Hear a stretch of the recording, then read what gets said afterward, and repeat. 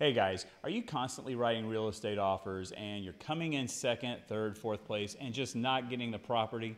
In this hyper-competitive market where you're seeing 5, 10, 15, even 20 offers sometimes, it's super important to know what you can do in your offer to make it more appealing in this hyper-competitive situation. I'm going to give you 11 hacks that you can use to be successful on your next offer. Now, you might not use every one of these, but I'm willing to bet that a few of them are really going to be helpful for you. Let's dive right in. I'd like to know, which of these 11 hacks do you think would be the most helpful? Okay, hack number 1, cash, cash, and more cash. Now, I know this is going to seem really obvious. If you have the ability to write an all-cash offer, absolutely go do it. But even if you can't write an all-cash offer, you can still make cash a player in your offer. And there's a few different ways to do that. Number 1 is through the earnest money deposit. By having a higher earnest money deposit with more cash than your competitors, you're showing the sellers that you are very interested and very serious about buying the property.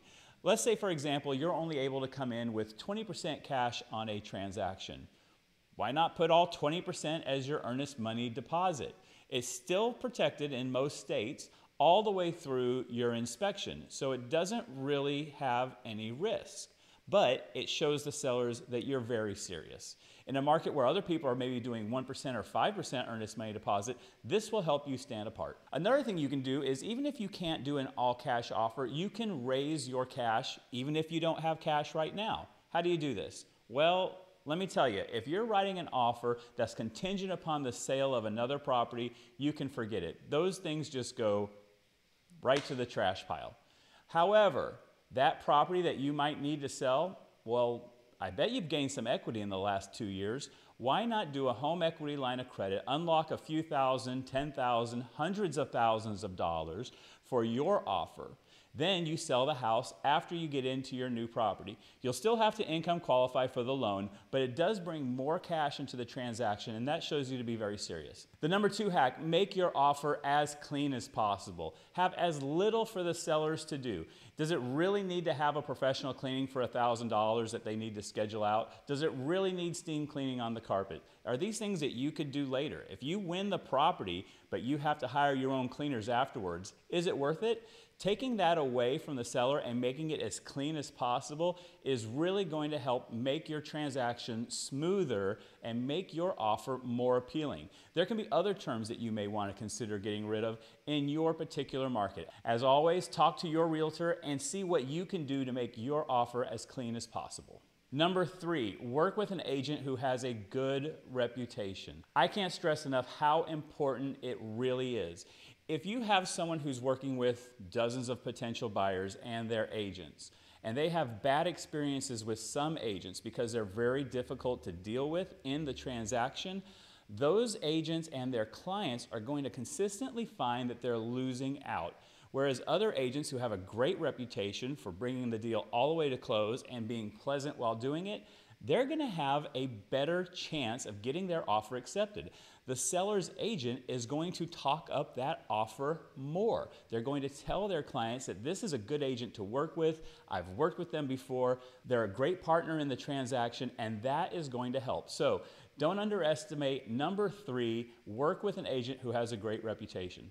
And if you're anywhere in the country and you're looking for an agent who has a great reputation, reach out to me. I have a wide network of people, and I can check out everyone's reputation to make sure you are working with someone who's good. Number 4, learn what the seller's pain points are. This comes from your agent calling the seller's agent and asking them what's important to the sellers in this transaction.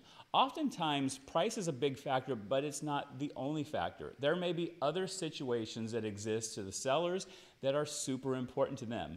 Maybe they need to close really quick. Maybe they need to close but rent the house back out for a couple months while they move or find somewhere else to go. These important stress points for the seller can be your opportunity to have a solution for them. When they're looking at all these different offers, seeing the offer that takes away their stress the most is going to go a long way. Number 5, offer to close quickly, as quick as you can. If you have a cash offer, make it as fast as possible. If it's a financed offer, make it as fast as you can. with the financing. If the sellers need to stay longer, that's fine, but by showing that you're ready to move now, you will look like a more serious buyer than your competition. If you have a 30-day close and your competition has a 60-day close, you're going to have a stronger offer. Number 6, and this is a tricky one, limit the amount of due diligence that you do once you get into the escrow process. Now, as always, speak to your realtor about how to handle this. Depending on the type of property, you may or may not need a full inspection. Or if the seller is looking at offers at a specified date a week or so down the road, bring your inspector to your showing. Find out what you need to know about the house before you make your offer. Have that in mind with your offer and eliminate the inspection from your offer. By doing that, you've made your offer so much stronger than everyone else because it looks as though you are eliminating all those contingencies right off the bat and you are ready to close.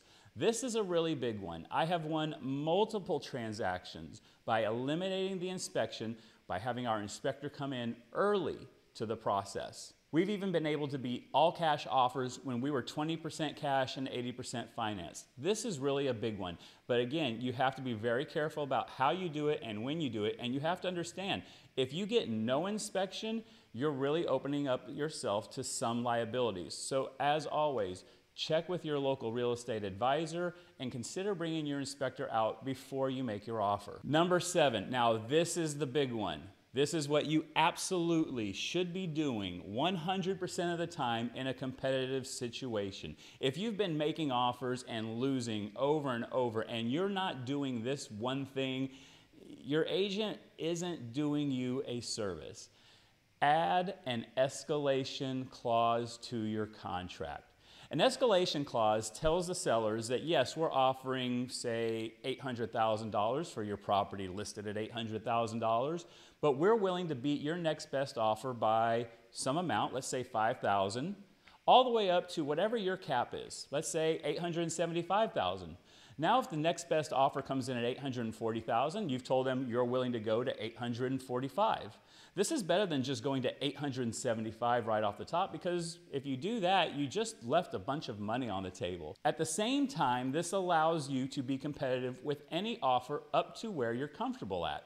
You may be willing to pay $875,000, but you'd really like to pay as little as possible. The escalation clause allows you to do that. This is a super powerful tool, and we have used it many times to beat cash offers as well. If you're bringing in a financed offer and you think you're having to compete against a cash offer, you may want to consider extending the amount that you'll beat the next best offer by so that it is compelling to the seller depending upon your market. But the escalation clause is the #1 tool in your tool belt in a market where it is super competitive. Number 8, make sure you have all your finances handled before you make your offer. Right now, with how competitive the market is, if you're writing an offer and it doesn't have a pre-qualification letter or verification of funds ready to go with it, you're going to be in last place. An offer that says, I'll get you the pre-qualification letter in 3 days is going straight to the trash can. They're not even going to consider it in a hyper-competitive market. If your offer is requiring that you get a home equity line of credit to bring in the cash, don't say that you'll apply for your home equity line of credit because you're sure you'll get a certain amount. Have that home equity line of credit already done. Number 9, this is something that almost nobody does. If you're using a lender, have them call the listing agent to tell them about you and that you're looking forward to buying that house. Having the lender call and validate you, the buyer, will go a long way for the seller. The seller's agent will get to tell the seller, the lender even called me. I know this lender, they do a good job. I trust this person. This is a bona fide buyer. Number 10, in a market like this, you're going to need to consider adding an appraisal waiver.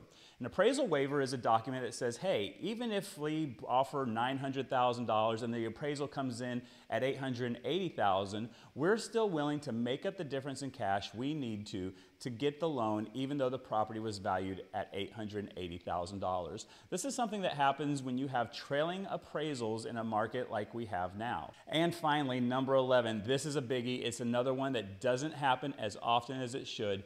Make sure you're working with a real estate agent who who is going to call the listing agent about your offer and about you.